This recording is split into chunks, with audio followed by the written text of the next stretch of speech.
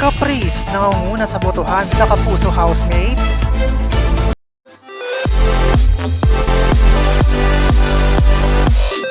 Umiinit ang usapan sa latest tally of votes ng PBB Collab.